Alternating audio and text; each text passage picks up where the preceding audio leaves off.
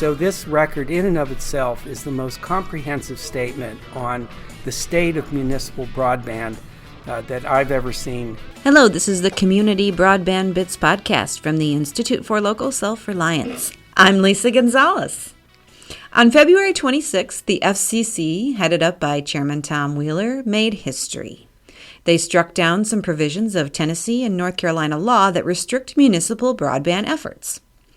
Attorney Jim Baller has been working on telecom issues for over 20 years. He and his firm worked with Chattanooga and Wilson to file their petitions that eventually led to this pivotal moment. Jim has been with us before, and this time he and Chris dig deep into the laws that were in place, the barriers they created, and the way the FCC analyzed the situation. Consider this a companion to the Opinion in Order. You can and should read the Opinion in Order yourself, but this conversation will help provide an extra dimension that you can't get elsewhere. When you're finished listening to the podcast, please take a moment to go to ilsr.org or muninetworks.org and make a quick donation. We enjoy bringing you the podcast each week ad-free, but we certainly can use your support. Now here's Chris interviewing Jim Baller from Baller, Herbst, Stokes & Lyde. Welcome to another edition of the Community Broadband Bits podcast. Live edition coming to you from Des Moines with Jim Baller. Welcome to the show. Thank you, Chris. I'm glad to be here. You've been on with us previously discussing the history of municipal networks, and here we are today. We're at the Iowa Association of Municipal Utilities, and since we're in the same room, I wanted to interview you about how you have just made history. Well, lots of people contributed to that, including yourself. You've made a yeoman contribution to get us to where we are today. Thanks. Anyone who's listening to this show, if it's their first show, welcome. Otherwise, they already know what's going on. But maybe you can just refresh us. We're going to talk about the FCC petitions from Chattanooga and Wilson. You worked with them as their attorney on the matter. What was the reason that they brought these petitions forward to the FCC? Both Chattanooga and Wilson, like many other communities across the country, are very interested in providing their citizens and businesses and institutions the very best broadband connectivity to the internet that they can. In the case of both Wilson and EPB of Chattanooga, state laws prevented them from serving businesses and residents very near to their current communications footprint. They brought these petitions to ask the commission to remove the state barriers that prevented them from meeting demand right outside their current territories.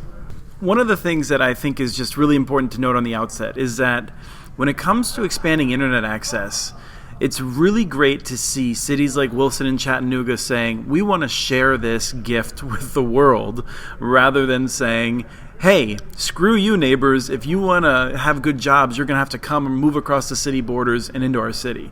And I think it's worth noting, we're not going to dwell on it, but that cities that are willing to cooperate in this way really should be rewarded and thanked for having a broader vision of how we can all succeed as a country, rather than narrowly as just a little region. So the question for you is now, how did it go? We just had this great vote at the FCC, and we're going to dig into it, but tell us what the FCC said in brief. Well, the FCC agreed with us, and it preempted the state laws in question, so there are now no more constraints on EPB in Tennessee and other municipal utilities in Tennessee, and on Wilson, North Carolina, and other municipalities in North Carolina on going forward. Communities can now evaluate their opportunities and decide what to do without the artificial constraints posed by these barriers. And when you say now, you mean now. We're not waiting on anything.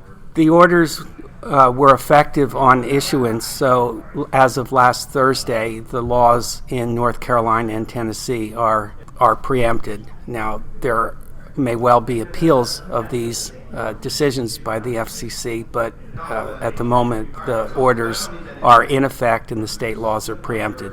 Right, I just wanted to make sure people were aware that we're not waiting on the Federal Register. One of the biggest questions that people have been asking is, Why does the FCC have the authority to do this? And I'm wondering what you learned from the opinion in terms of how they see their authority. Well, in the opinion, the FCC confirmed that Section 706 of the Telecommunications Act of 1996 authorizes them to remove barriers to broadband investment. In fact, Section 706 requires them to remove barriers to broadband investment and competition. It says that the FCC must be proactive in identifying where such barriers exist, and if they ever find that there are impediments to the reasonable and timely deployment of advanced telecommunications capabilities, they must remove those barriers. The FCC found that that was clear authority for them to remove the Tennessee and North Carolina laws in question. Now, I think if people really want to dig into this, they can do it on their own, and maybe we'll come back to it in a future show. But there's a question that people often have, which is, what about Nixon v. Missouri? What about these other issues? I'm curious if, in brief, you can address how the FCC has that authority when, in other cases in the past, in other sections of the Act, it may not have. This case is different from other cases in many different ways, but one of the most important is that the FCC dived very deeply into what these laws actually do, what they say, whose benefit they were written for, how they were enacted. And it decided that, first of all, that these laws were plain, ordinary commercial measures designed to protect the markets of communications carriers. To that extent, it decided that the high standards of judicial review for matters that are geared toward addressing the relationship between states and their local governments don't apply. So the FCC made that distinction to begin with. Second, the FCC said that it was clear from the face of Section 706 that the FCC had authority, in fact, was required to remove these barriers. I read that as the FCC saying that even if the standards that were applied in the Nixon case and other cases on which it relied were applied here, the same result would obtain. So when the FCC took this deep dive, let's start with Tennessee. What did it find with regard to how the Tennessee law, which you can start by describing, how did that slow broadband deployment? The provision that we challenged were 4 words in the law that allowed the municipalities to provide cable and broadband internet service. The words were that they could do so only in their service territory.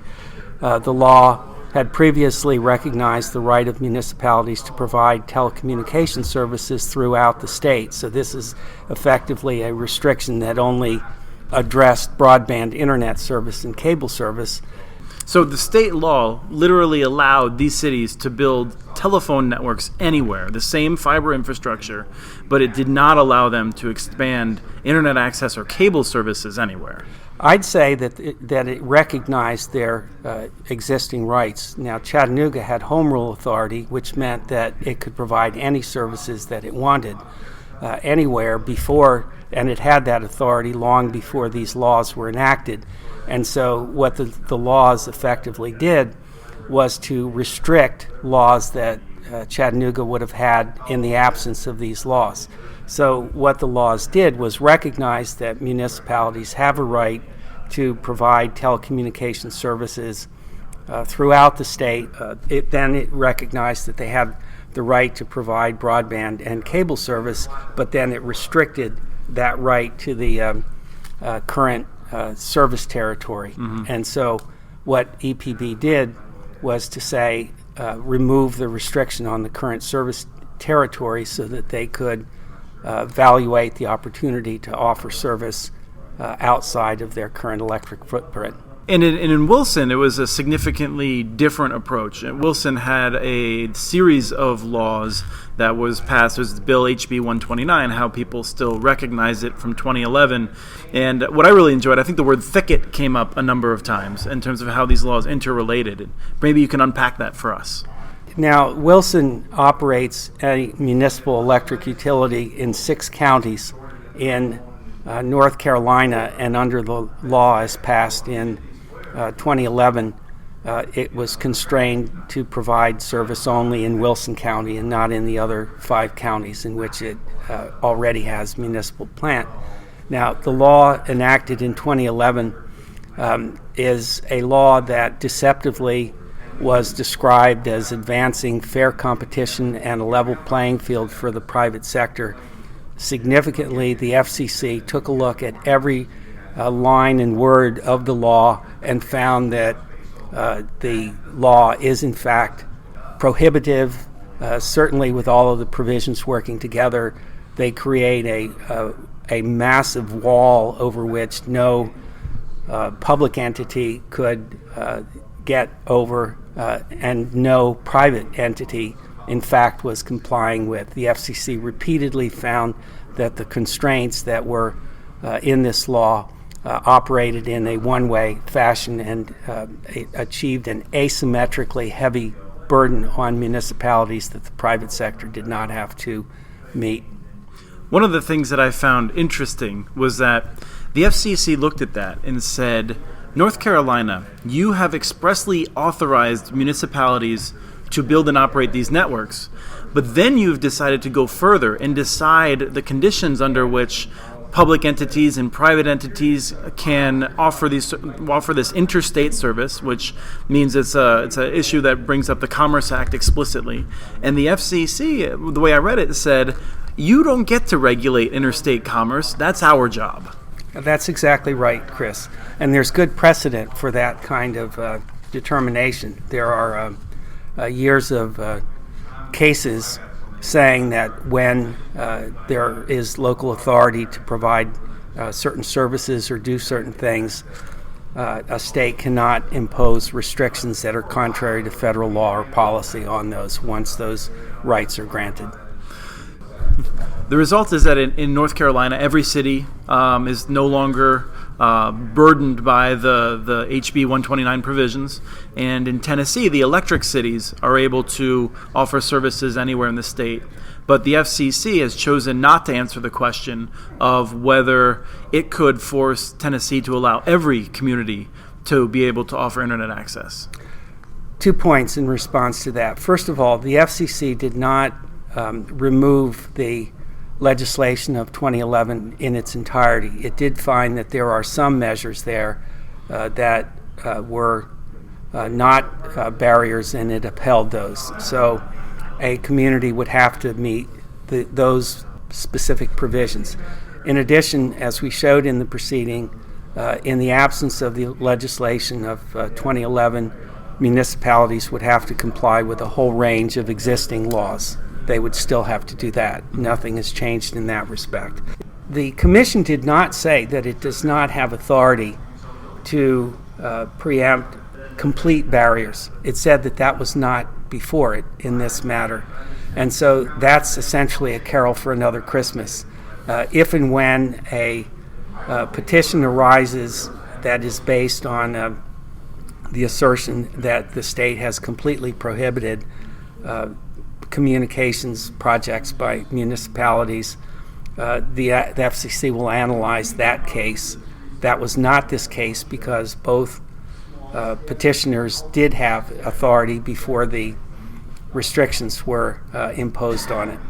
So with those qualifications, yes, communities can move forward without having to comply with the rest of the provisions of the 2011 legislation that the FCC removed. One of the things I found really interesting was that the FCC seems to provide a roadmap for other states in this opinion in a variety of ways. What did you find in reading it?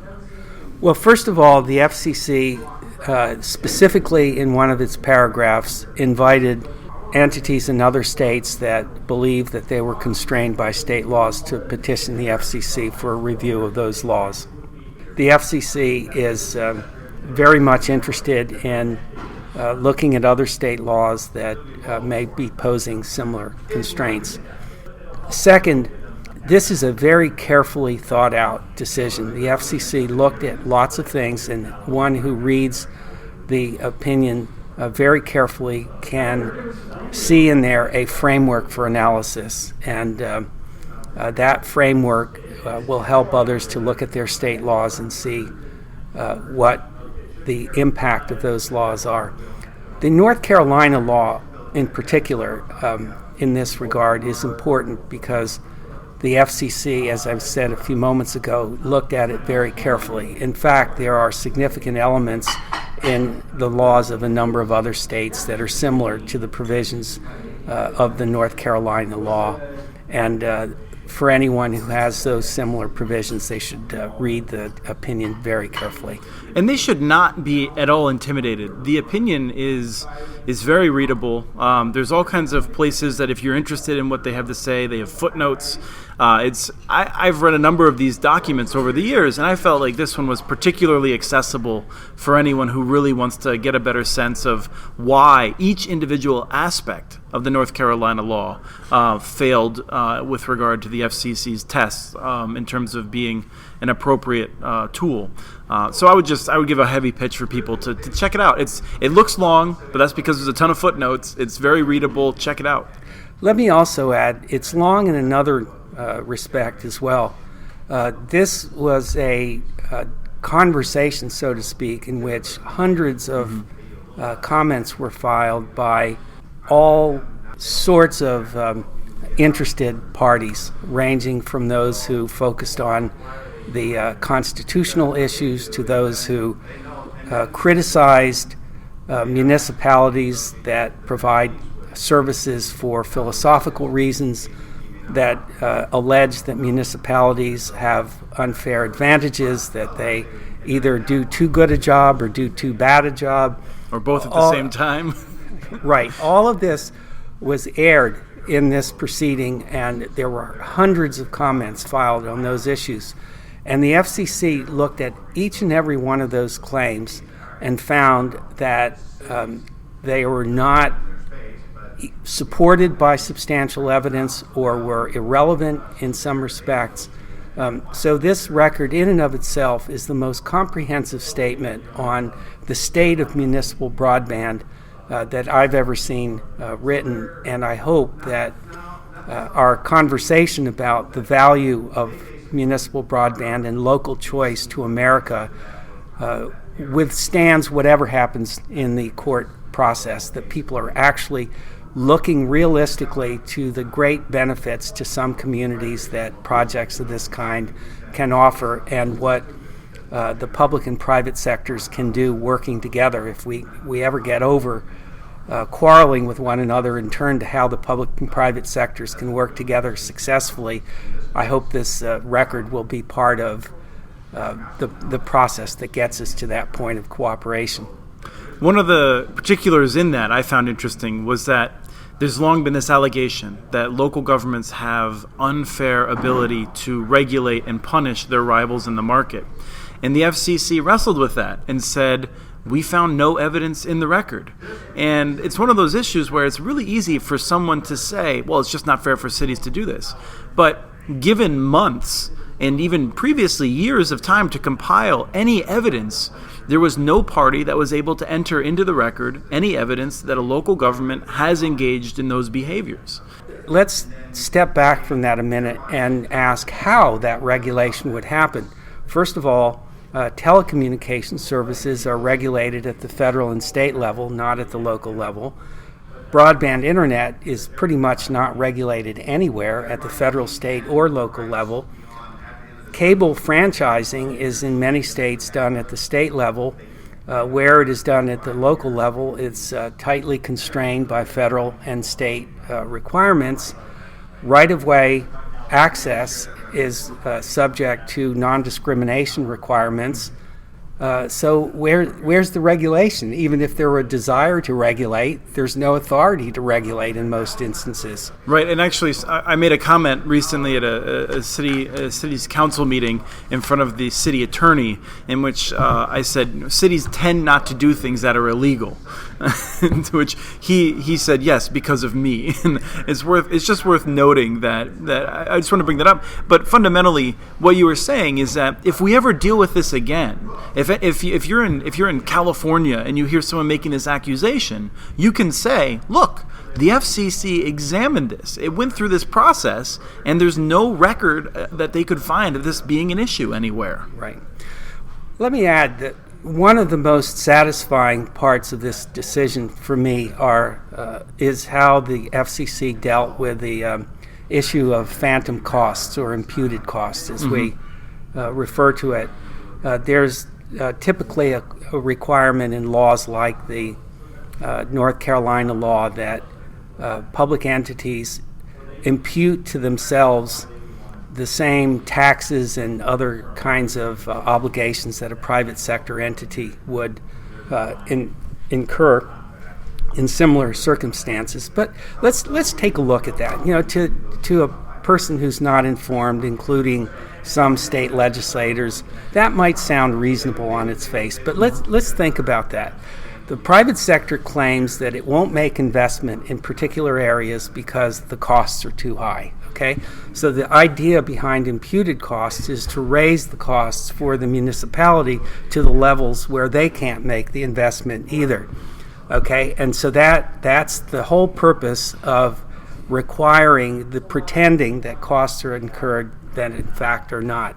Let's drill this down into income taxes, for example. Okay, so when you think about it, if a private entity needs to get 30-40% profit, which would be subject to tax, in order to invest in a project, it would go ahead and do it if it thought it could get it in the project. They don't make the investment because for their own purposes, that kind of investment opportunity won't pay off. I'm not saying it's a bad decision.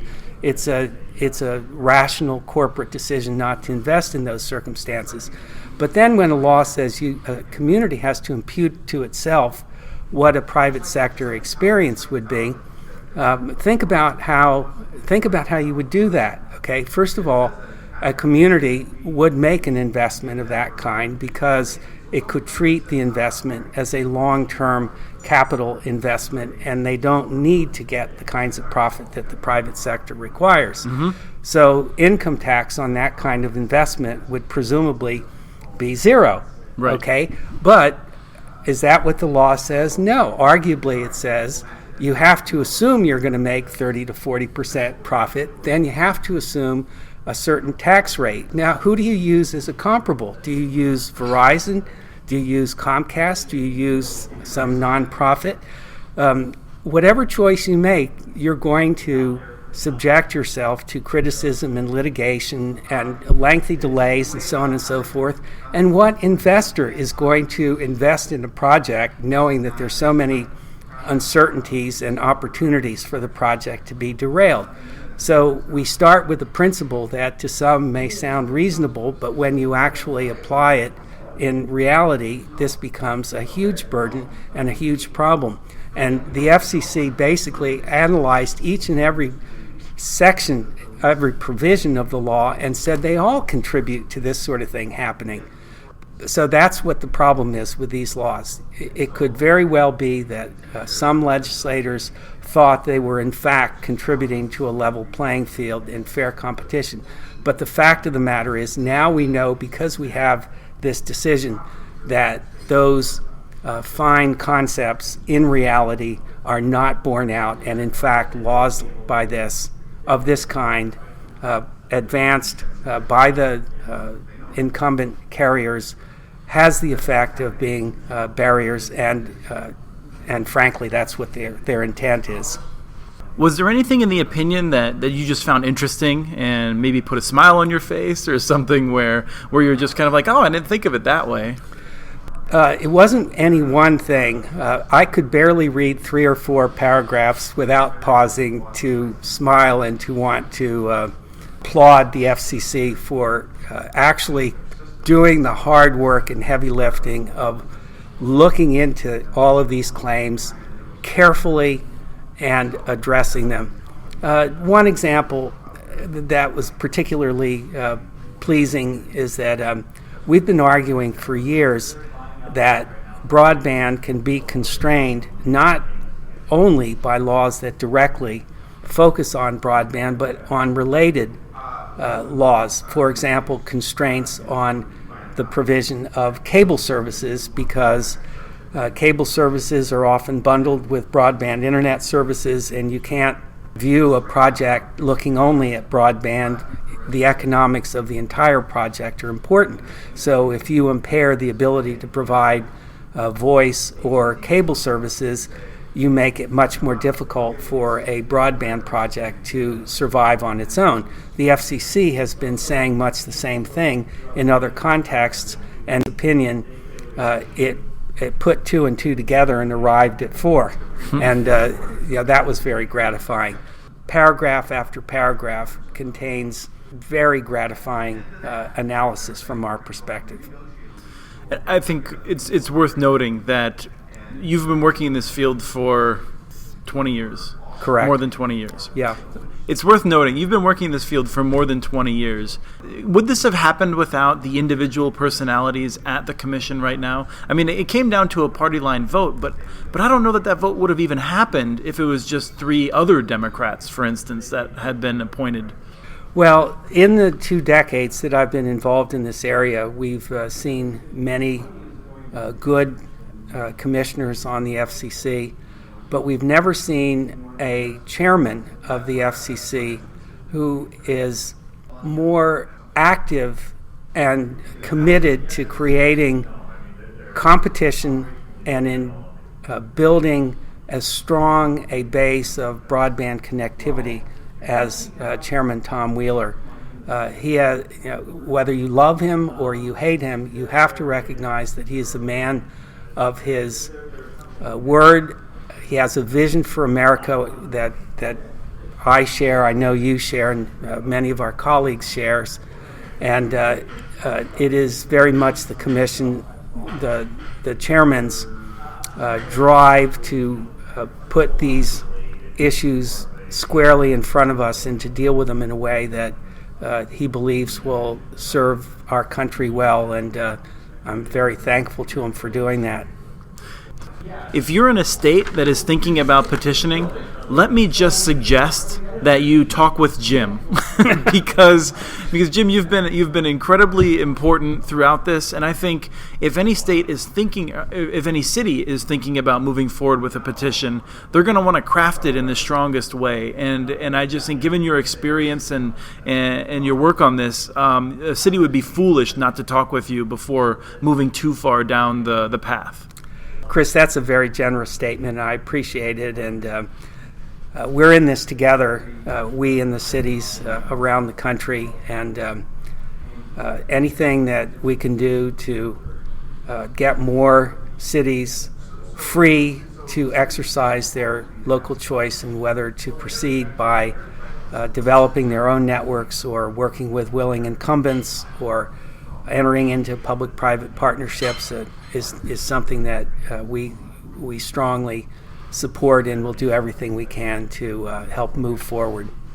And you and Joanne Hovis are working on the Coalition for Local Internet Choice. That is not over. People should still be joining, right? Not only is it not over, but I believe our challenges increase along with our successes. This is not a time when we can sit back and clap ourselves on the back. Across the country, there are members of legislatures that are, for political reasons, opposed to anything that the current White House supports. We have seen battles in the states every year for the last 20 years. It's important for us to target the right issue. The right issue is local choice, the ability of communities to participate significantly in the decisions that affect their economic well-being, their educational opportunities, their public safety, their access to health care, transportation, energy, environmental protection. That's what's at stake here. These are traditional interests of local governments. They always have been, they always will be. We're talking about creating platforms and drivers that enable success simultaneously in all of those areas. We have to enable local governments to contribute to the well-being of their communities in our country. That's what we're doing at the Coalition for Local Internet Choice. That's what other organizations like Next Century Cities are trying to advance. We need an activist country. This is such an important issue, and the stakes are so high for every one of us. Thank you for coming on the show. Thank you, Chris. I appreciate the opportunity, and I very much appreciate all you do. Keep it up and keep expanding. As you can imagine, there are quite a few stories on the FCC decision at muninetworks.org, including a post that pinpoints some important quotes from the opinion. We encourage you to look those over. We also encourage you to send us your ideas for the show. Email us at podcast@muninetworks.org. Remember to like us on Facebook and follow us on Twitter. We are at CommunityNets. Thank you to a person for the song Blues Walk, licensed through Creative Commons. And thank you for listening. Have a great day.